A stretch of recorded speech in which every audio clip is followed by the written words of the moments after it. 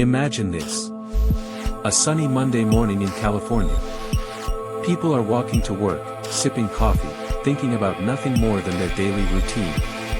But inside one small bank, two men in disguise step through the door, and by the end of the day, a woman is dead, a community is shattered, and the killers vanish without a trace. For 25 years, the case sits frozen, until a tiny drop of blood finally speaks. This is the story of a murder that refused to stay buried. And trust me, you'll want to hear the ending. April 28, 1997, Thousand Oaks, California. It's just after 9:30 a.m. at the Western Financial Bank. The air is quiet, almost too quiet for a Monday. Behind the counter, Monica Leach, a 39-year-old teller and mother of two, is sorting through paperwork. She's been at this job for years.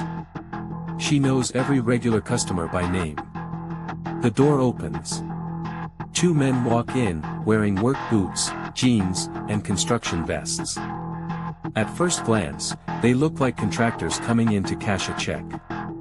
But the moment the door swings shut, everything changes. One of them pulls out a shotgun. The other, a handgun. Everybody on the ground. Now. The bank freezes. Monica's heart races. She doesn't argue.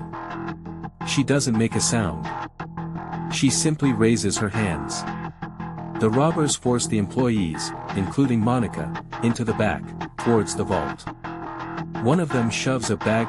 Monica moves quickly, loading stacks of cash into the bag. She's not resisting. She's not even looking them in the eye. She just wants to survive. And then, without warning, a single gunshot echoes through the room. Monica collapses, shot in the back of the head. There's no struggle. No reason. Just cold-blooded execution. The robbers flee with about $11,000. Moments later, a witness sees their getaway car speeding away, a dark vehicle with noticeable damage to one side. By the time police arrive, the bank floor is slick with blood, and Monica is gone.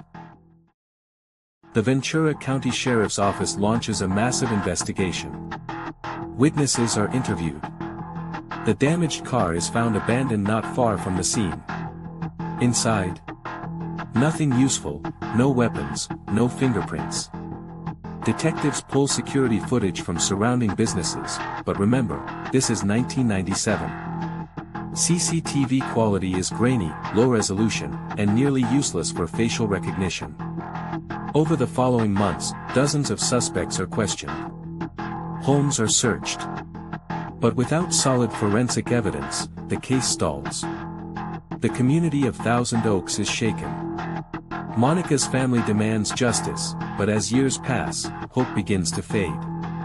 The case is officially labeled a cold case, a file that sits in storage, gathering dust. Fast forward 24 years. It's 2021, and Ventura County's Cold Case Unit is reviewing old files.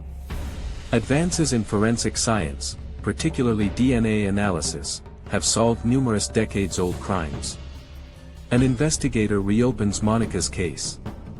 Among the evidence collected in 1997 is a faint trace of blood found near the vault door, too small to test back then. Now, it's enough. The sample is processed with modern amplification techniques, allowing forensic scientists to extract a full DNA profile. That profile is run through CODIS, the National DNA Database. Hit. The blood belongs to Kevin Ray James, now 55 years old, living in San Bernardino. He's no stranger to law enforcement, he has a criminal history involving armed robbery. Detectives build their case quietly, gathering surveillance, tracking his movements, and piecing together old witness statements that match his description from 1997. In March 2023, a SWAT team moves in. Kevin Ray James is arrested without incident. Under questioning, he doesn't deny being there, but claims he wasn't the one who pulled the trigger. Still, California law is clear: if you participate in a felony that results in someone's death, you can be charged with first-degree murder. Faced with overwhelming DNA evidence, Kevin pleads guilty in May 2025 to second-degree murder with the use of a firearm during a robbery. He's sentenced to 19 years to life in prison. But here's the thing. There were 2 men in that bank. The second suspect? Still unknown. Still free. Authorities believe someone, somewhere, knows his name. There's a $30,000 reward for information leading to his arrest. Monica's family finally gets a measure of justice. Her children, now adults, thank investigators for never giving up. The sheriff publicly credits advances in DNA technology for cracking the case, calling it proof that time is not always the enemy of justice. But there's a lingering shadow. Was Kevin telling the truth about not pulling the trigger? And if he was, does that mean Monica's actual killer is still out there, blending into normal life, untouched by the law? It took 25 years for one drop of blood to speak, but one voice is still missing. So I'll ask you, do you think justice was truly served? Or is the real killer still walking free? Let me know your thoughts in the comments. And if you want more true crime cases where science finally catches the killer, subscribe, because we have some unbelievable stories coming.